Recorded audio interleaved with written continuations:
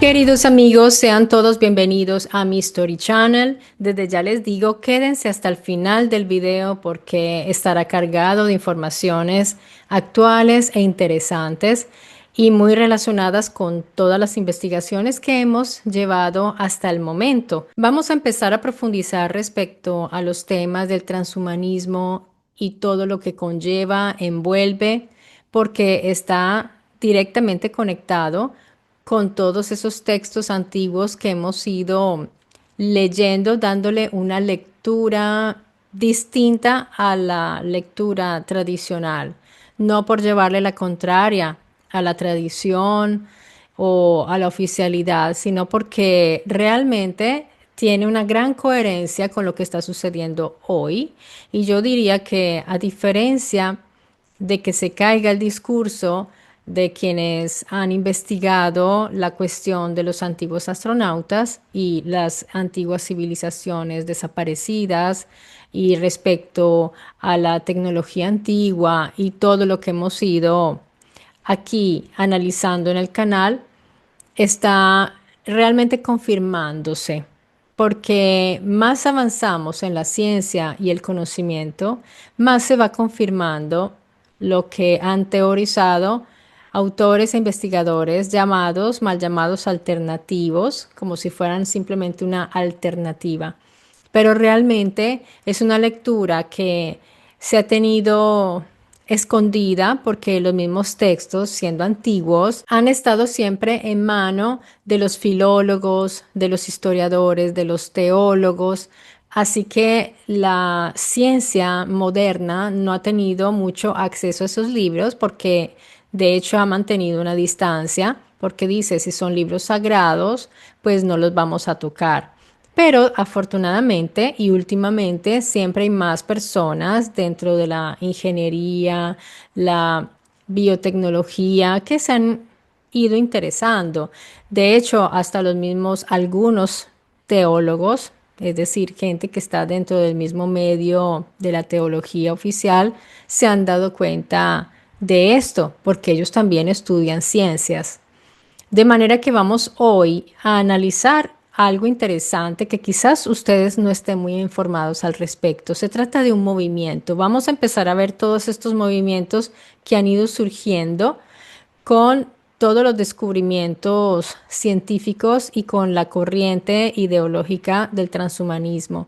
Se trata de un movimiento llamado Terasem y es una de las organizaciones transhumanistas más interesantes porque, a diferencia de los otros grupos que están más concentrados en la tecnología, este grupo está realizando más bien una construcción de una cosmovisión completa que combina ciencia con, obviamente, filosofía, espiritualidad y están realizando una propuesta de inmortalidad tecnológica. Es muy interesante. Así que vamos a empezar a indagar en esto. Es importante, antes que nada, distinguir entre lo que el movimiento afirma y lo que la ciencia ha considerado que está demostrado. Muchas de las hipótesis de este movimiento son especulativas y hoy no cuentan con evidencia experimental. Que empecemos por el significado del nombre Terasem. El nombre proviene de dos términos, terra, que es tierra, y sem, que sería de semilla. Está inspirado en el concepto Earthseed, que es semilla de la tierra. Y este movimiento ha sido creado por la escritora de ciencia ficción Octavia Butler. Su idea central es que la humanidad es una semilla y que está destinada a expandirse mediante la tecnología. Este movimiento fue fundado por Martin Rothblatt y su esposa Bina Aspen Rothblatt. Martin Rothblatt ya era una figura muy conocida antes de fundar Terasem, porque ayudó a desarrollar la radio satelital Sirius XM. Fundó también la empresa biotecnológica United Therapeutics y posteriormente impulsó la idea de extender radicalmente la vida mediante la tecnología. Hacía una explicación breve para que entiendan qué es Sirius XM. Es, bueno, como decía, es una radio satelital. Ese es un servicio de radio. Funciona básicamente así. Tiene su estudio de radio, la estación terrestre, pero también cuenta con un satélite y un receptor que va instalado al automóvil del usuario. Los programas se producen en estudios, se envían a los satélites y desde allí se transmiten directamente a grandes extensiones territoriales. Así una persona puede escuchar el mismo canal mientras viaja por distintos estados de Estados Unidos sin tener que estar sintonizando y buscando la frecuencia. Ya es directamente del satélite. Además de la señal satelital, Sirius XM ofrece actualmente contenidos por Internet y aplicaciones, pero su rasgo original y distintivo fue la transmisión directa por satélite. Veamos qué ofrece. Ofrece música, noticias, entrevistas, deportes, comedia, política, entretenimiento e información meteorológica y de tráfico. Y esta señora Martin Rudblatt fue una de las figuras fundamentales en la creación de Sirius Satélite Radio.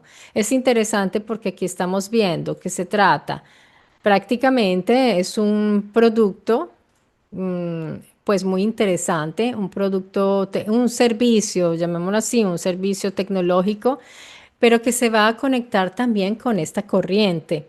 Entonces, esta persona tiene una mente muy creativa, como emprendimiento a nivel empresarial, porque ella es la persona como que es capaz de producir, hace sus proyectos pensando en producir, pero ¿por qué se concentró en la comunicación?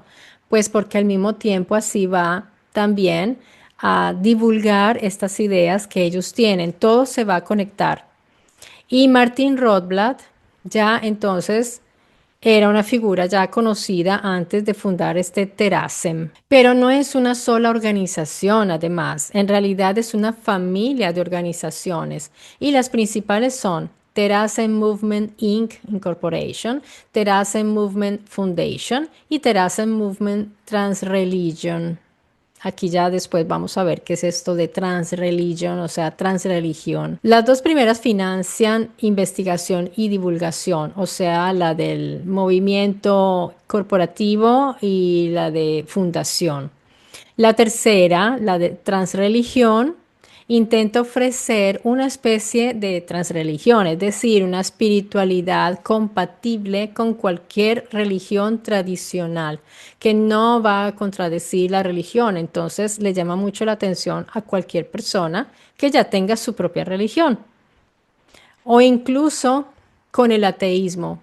Se acomoda a todo, a cualquier manera de pensar. Todo gira alrededor de una afirmación muy fuerte que es: la personalidad humana puede preservarse y eventualmente continuar existiendo en otro soporte distinto del cerebro biológico.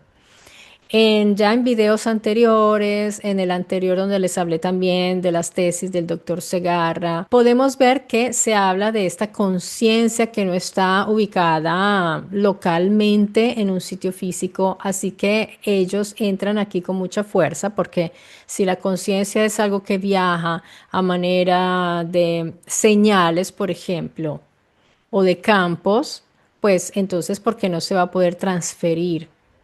Como transferir información, porque ahora hablamos de información. Fíjense en el lenguaje de programación. Todo esto se va a conectar para facilitar también la creación de estas ideologías nuevas que encajan muy bien con todas las ideas que se están desarrollando hoy. Así que ellos hablan de una cyberconsciousness, de una mind uploading, perdón que tengo que usar estos términos en inglés porque pues son los términos originales, y de una digital resurrection. Interesante, ¿verdad? Para Terasem, la mente sería esencialmente un enorme conjunto de recuerdos. Y esto del recuerdo, después en otros videos vamos a seguir profundizando qué son los recuerdos, porque todo esto hay que desmenuzarlo, porque con estos términos tan interesantes y tan técnicos, que suenan tan tecnocientíficos, uno puede caer en wow, pero resulta que cuando uno ya va a ver en la práctica, algunos son simplemente humo. Entonces, para no quedarnos en el humo, hay que ir a desmenuzar qué significa cada cosa. Si esos patrones pueden capturarse suficientemente bien, entonces podrían reconstruirse posteriormente mediante inteligencia artificial. Repito, si la memoria, la conciencia es información, cabe la posibilidad de que se puedan reconstruir posteriormente en otro soporte, en un dispositivo, en un server, habría que ver esto. No afirman, ellos no afirman que hoy se pueda hacer, ellos dicen esto se hará a futuro. Sostienen también que será posible cuando exista suficiente potencia informática. Todo esto es futurístico porque es teórico, así que ellos dicen que esto se podrá hacer cuando tengamos suficiente potencia informática. Y uno de sus proyectos más conocidos son el de Mind Files, los archivos mentales, se puede decir. La idea es sencilla. Cada persona puede crear un enorme archivo digital que incluya fotografías, videos, diarios, cartas, conversaciones, entrevistas, opiniones, recuerdos, preferencias y decisiones. Todo esto constituye el llamado Mind File. Además del ManFile o archivos mentales, proponen conservar un material biológico. ¿Cuál sería ese material? Estos son los biofiles y esto sería el ADN, el cabello, las uñas, por ejemplo. Su idea es que futuras tecnologías podrán utilizar simultáneamente la información, o sea, los ManFile, y también la bioinformación, la información genética, incluyendo una información psicológica. Y con toda esta teoría, ellos crearon un proyecto llamado BINA 48. BINA viene de Breakthrough Intelligence via Neural Architecture 48. Fue desarrollada por Hanson Robotics utilizando cientos de horas de entrevistas con la señora Bina Aspen Rothblatt, la mujer o la esposa de Martín Rothblatt. Este robot, que a mí me parece muy bizarro, porque si ustedes lo observan es bizarro, es un muñeco prácticamente horrible, a mí me parece terrible, con el pelo así es la peluca. Bueno, es muy extraño ver ese muñeco y es un robot que intenta responder como lo haría Vina. Ya vamos a ver cuál es como la intención de esto. ¿Creen realmente en la inmortalidad los Terasem? Sí, pero ellos no hablan de una inmortalidad espiritual propiamente. Ellos hablan de una inmortalidad tecnológica, la cual seguiría una secuencia desde la persona, luego pasa a ser el mind file, o sea, el archivo mental, para luego pasar a una IA avanzada. Y eso va a un robot o cuerpo sintético, va corporizado en un robot. Y esa sería la continuación de la identidad. Pero miren, si una IA puede imitar extraordinariamente bien una personalidad, es como si nosotros entrenamos a ChatGPT con nuestra personalidad cada día. ChatGPT un día nos va a poder sustituir en en una llamada, puede escribir como nosotros, nos puede sustituir la identidad. Así que ellos están entrenando a este robot Bina 48, transmitiéndole el modo de pensar, las preferencias, las decisiones, todo lo que hace Bina. ¿Por qué creen ustedes? Porque cuando Bina muera, van a decir que ese robot es Vina. Es un poco ridículo porque lo que están haciendo es entrenando una IA para después decir que transfirieron a Vina en ese cuerpo robótico. En fin, la están entrenando para de pronto que esta creencia, esta organización pueda tener una cierta continuidad con la supuesta Vina 48.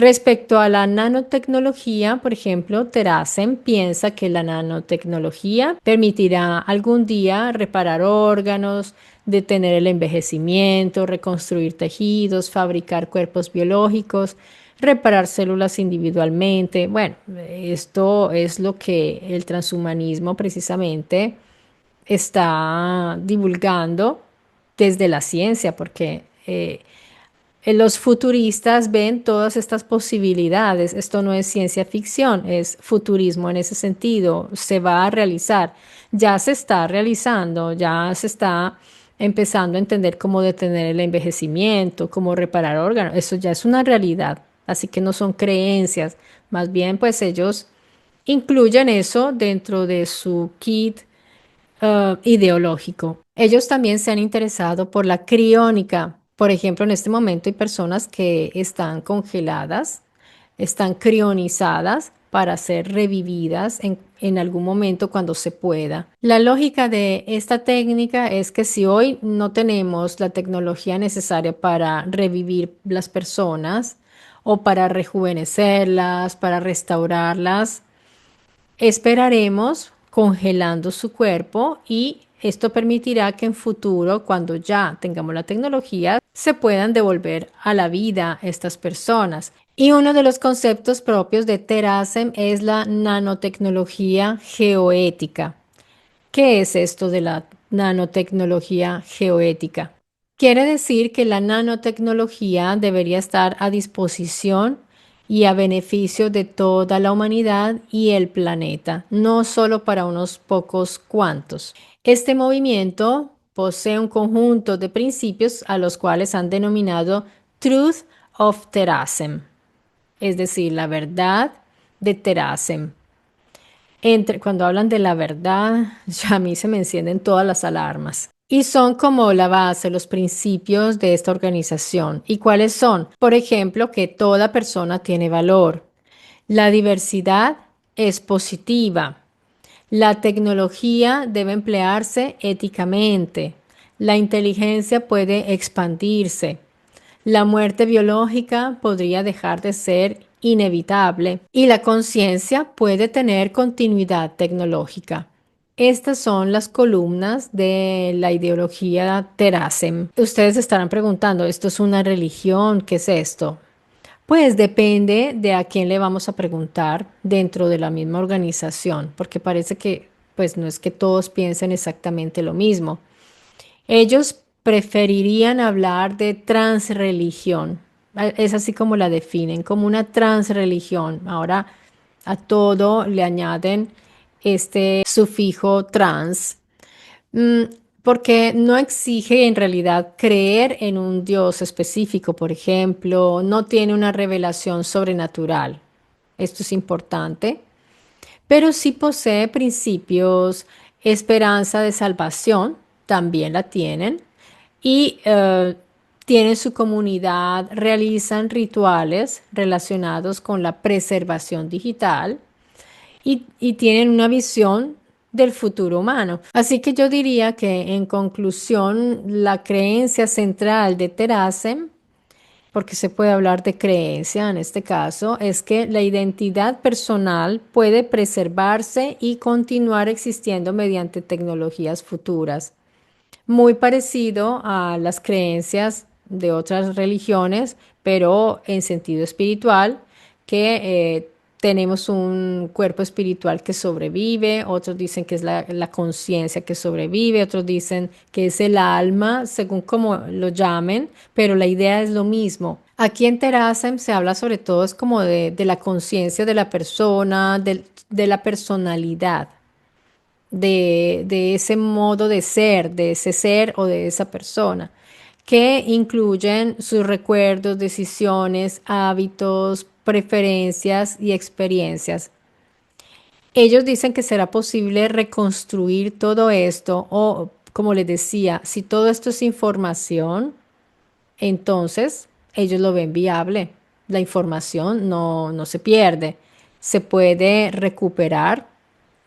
Así que para ellos toda esa información se puede recuperar y reconstruirla digitalmente e incluso transferirla, transferir esa identidad a otro soporte, ya sea biológico o artificial.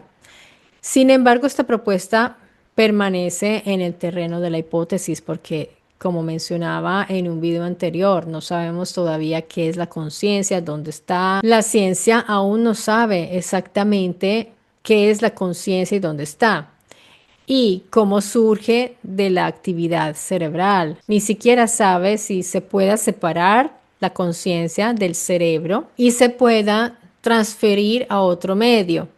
Ahora, esto no le interesa, por ejemplo, a personas como el doctor Segarra, que dice que la conciencia no está ligada al cerebro, entonces no tendría problema con esto, pienso.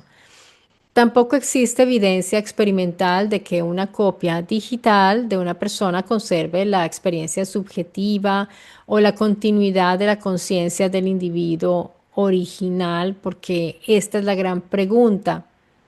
Digamos que técnicamente se pueda transferir los recuerdos, los pensamientos, la personalidad de este sujeto, pero sigue habiendo una pregunta. ¿Será que realmente será la misma persona o será simplemente una réplica?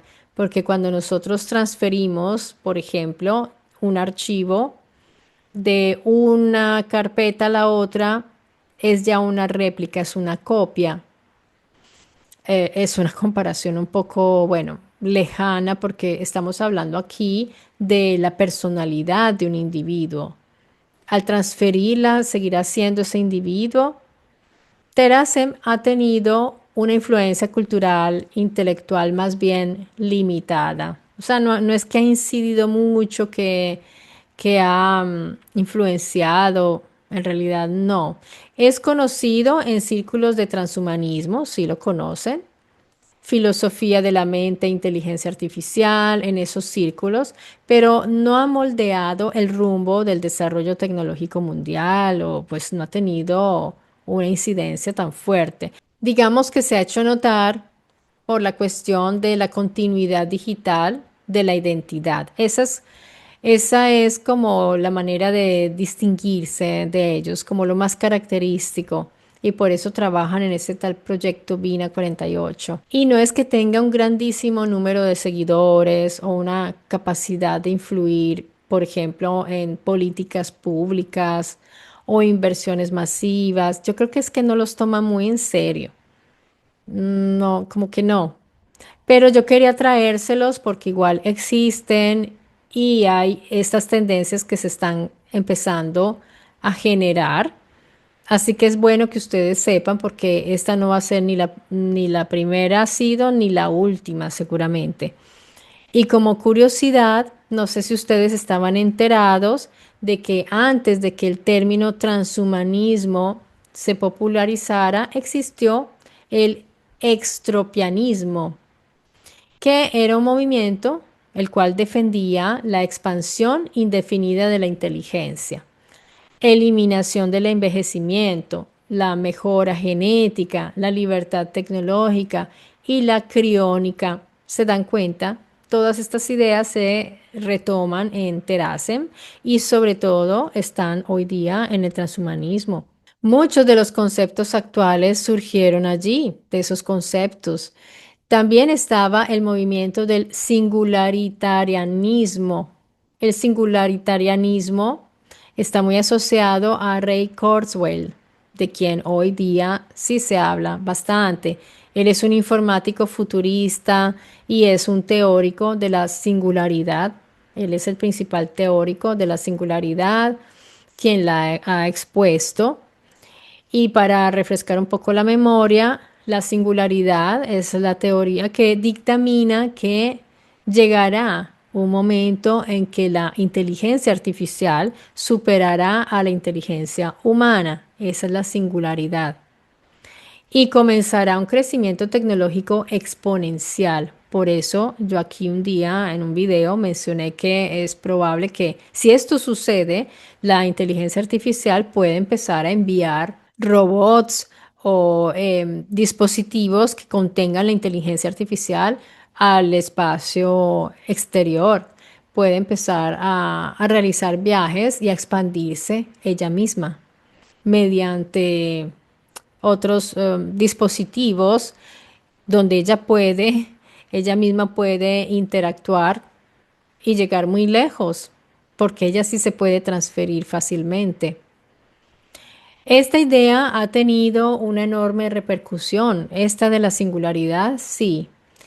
También el movimiento del altruismo eficaz y long-termismo, que en los últimos 10 años ha ganado mucha influencia. Todo esto los tendremos que estudiar, siempre en paralelo a la historia antigua, porque de ahí surge todo esto. Y no sabemos si estamos repitiendo una historia que quién sabe cuántas veces y en cuántos lugares no ha sucedido. En este tema, el famoso Nick Bostrom, que ustedes siempre están oyendo seguramente, si están informándose, está muy involucrado y aunque no son movimientos transhumanistas en sentido estricto, pues sí comparten muchas preocupaciones sobre el futuro de la humanidad y de la IA y los riesgos existenciales del ser humano. Teracem vendría siendo probablemente el movimiento con tendencia más religiosa y por eso es que no trasciende mucho. Pero por ahora, o al menos entre los de mentalidad transhumanistas, pero ese componente siempre va a estar, porque ya parece que la humanidad no puede hacer a menos de tener sus creencias y sus rituales. Parece que necesita de todo esto porque le cuesta mucho trabajo deshacerse ya de esto. Y esto lo vio muy claramente Huxley en su novela The Brave New World. Lo vio clarísimo con esa religión que él propone en la novela, la religión de Ford, con la T, del modelo T, que se sustituiría simbólicamente la cruz cristiana, pero dense cuenta que se trata de una sustitución, no de una abolición. Y seguramente hay esa conciencia en las personas que quieren guiar los destinos de la humanidad en futuro, tendrá mucho en cuenta esto, así como también se mantendrá lo que une a las personas en masa para un objetivo de diversión como lo es el fútbol o en el caso de esta necesidad que las personas piensan que tienen interiormente es una necesidad existencial, pero piensan que necesitan de Dios y de una religión. Aquí en esta novela de Huxley está esa religión de Ford, quien fuera el fundador del Ford Motor Company. Esto pues para Huxley era realmente una manera de satirizar, pero yo creo que ni siquiera el mismo Huxley era consciente que estaba realmente casi que podríamos decir profetizando. No me gusta usar esa palabra, pero estaba realmente visualizando el futuro, porque fíjense, muchos elementos del transhumanismo están directamente relacionados con lo que vio Ford. Por ejemplo, él propone el soma, que era esa droga que ellos utilizaban para mantenerse en un estado emocional siempre estable, controlar la tristeza, la ansiedad, el miedo, la frustración, pero también la explosión de felicidad. O sea, no podían tener esos cambios abruptos de emociones porque los mantenía siempre así. Y recordemos lo que dice David Pierce, que en un futuro ellos piensan, los transhumanistas, o al menos él, que sería positivo usar las drogas para mantener a las personas en un estado estable siempre y no tener, por ejemplo, explosión de violencia. Eso es más o menos el futuro que nos esperaría si estamos en manos de estas personas. Por ejemplo, en la novela de Huxley decían, a grain is better than a dime, que significaría un gramo de esa droga, vale más que un disgusto. Es decir, la felicidad deja de buscarse mediante el crecimiento personal o espiritual como hoy, para obtenerse mediante medios farmacológicos. Es muy fuerte, pero miren, no era una fantasía. Y están, por ejemplo, los dogmas en esta religión fordiana, si la podemos llamar así, donde la estabilidad era el bien supremo. Todos deben ser felices, todos por igual. El conflicto debe eliminarse. La familia debe desaparecer. Esas son ideas que hoy se están estableciendo mediante ciertas ideologías. El nacimiento natural es obsceno. Así termina esta idea de mantenernos el cuerpo, de hacer los hijos en laboratorio prácticamente, o alquilar un vientre subrogado. Todo esto ya se está viviendo. Y ahí el consumo permanente mantiene el orden social, el consumo de este tal soma. ¿Y ahí qué era la religión? Ahí la religión en ese mundo de Huxley tiene una figura fundacional que es Ford. Fíjense, una persona que representó la tecnología de ese momento, del momento que vivía Huxley. Y poseer símbolos como cualquier religión, celebra rituales, tiene himnos para mantener esa unión, establece normas morales para una convivencia y promete una forma de salvación también. ¿Cuál? Una vida sin dolor, sin incertidumbre y sin conflictos. Aquí no están hablando ya, fíjense que aquí en la novela no se habla de una vida después de la muerte. Yo tengo mi tesis respecto a esto.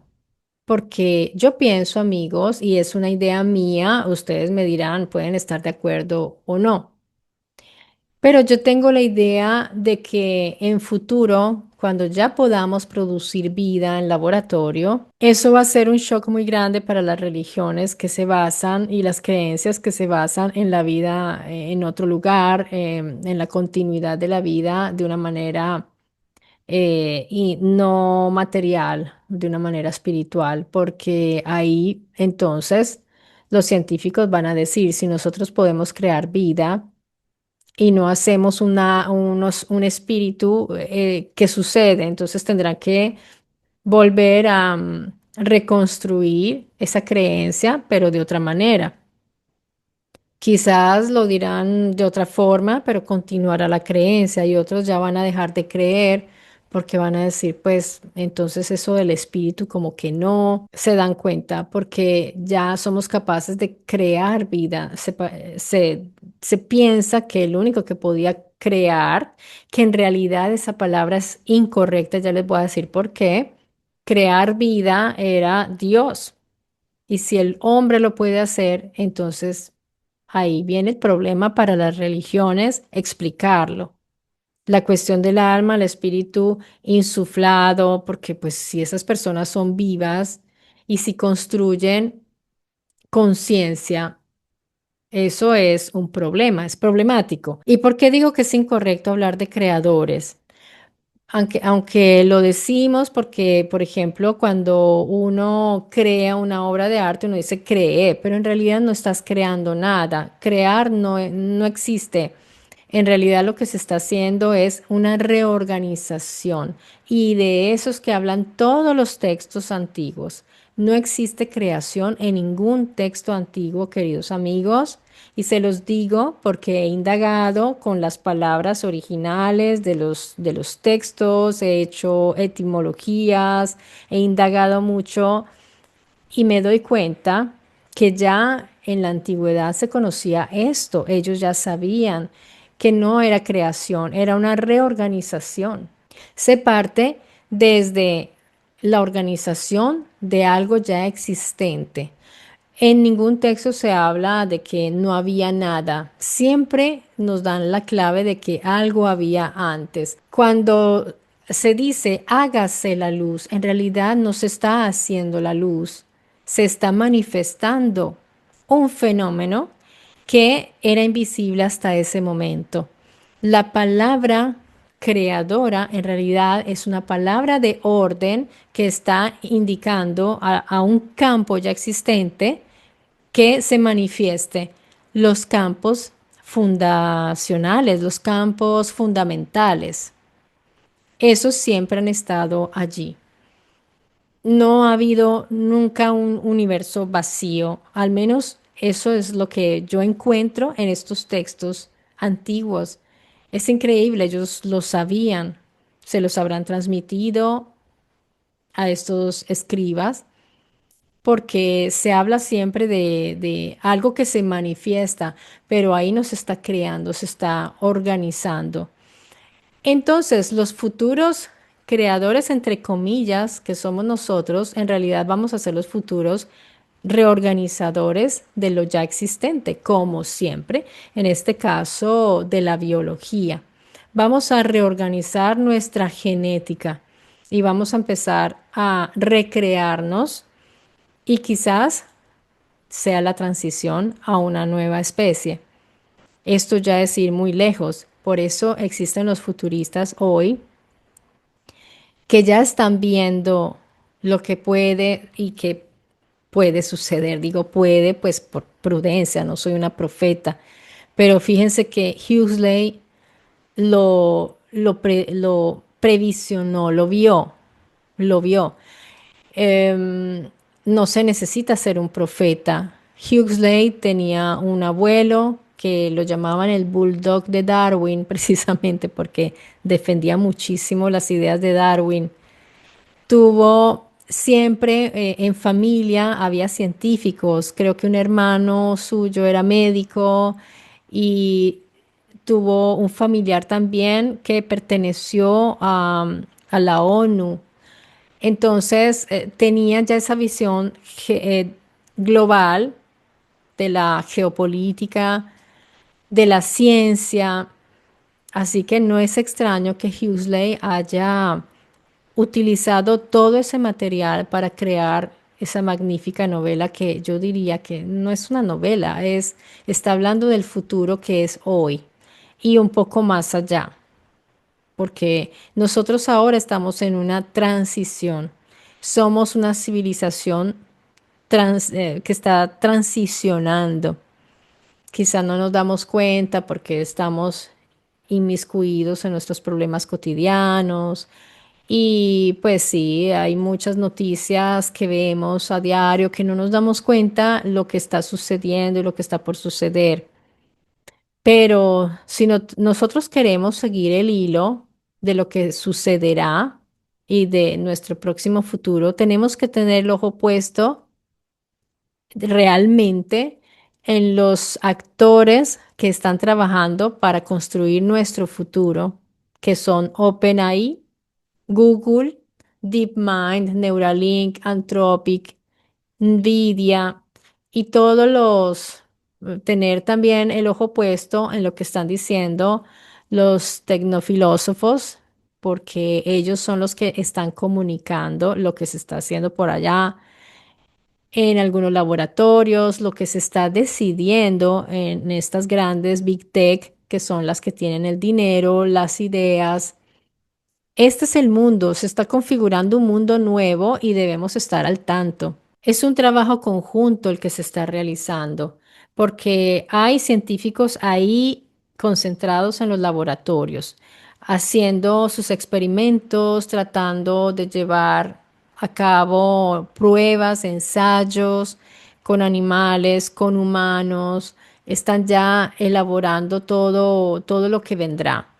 Y por otro lado están estos futuristas y los filósofos con sus ideas, pensando y comunicando lo que está sucediendo. Y están estas Big Tech y esos nuevos agentes del futuro como Elon Musk y Bezos, que son personas pues con ideas del futuro, con deseos de influir en ese futuro grandemente, construirlo. Es una ambición muy grande, ya tienen todo el dinero del mundo, ellos, sus ambiciones, ya no les importa el dinero. Así que nosotros sí, cada día estamos viendo cómo conseguirnos la chambita para poder ir el fin de semana a comer la pizza. Esa es nuestra vida, pero ellos nos están construyendo el futuro. No tanto ya nuestro, sino de nuestros hijos y nuestros nietos y los que vienen. Por lo tanto, no son novelas, no es ciencia ficción, es el futuro, amigos, y hay que conocerlo. Así que lo que yo ahorita traeré al canal tratará de esto. Todo está conectado. Los escritos hebreo, arameos, griegos, los escritos Vedas, em, todos los escritos antiguos de todas las culturas más antiguas nos están dando pistas de todo lo que estamos viendo hoy, y lo que vemos hoy que se está realizando está confirmando lo que leemos allí. Eso es lo que yo veo. Veo realmente una confirmación cada vez. De modo que estaremos siempre allí, moviéndonos entre el pasado remoto, el presente y el futuro. Realmente de eso se trata. Y de eso tratarán siempre mis libros, porque ese es mi interés, que podamos, que la persona que los abra pueda enterarse, pueda ser consciente de lo que se está viviendo en este momento, pero que viene desde atrás y que va también hacia el futuro. Con esto me despido de ustedes, amigos. Cuídense mucho. Nos vemos pronto aquí en mi Story Channel.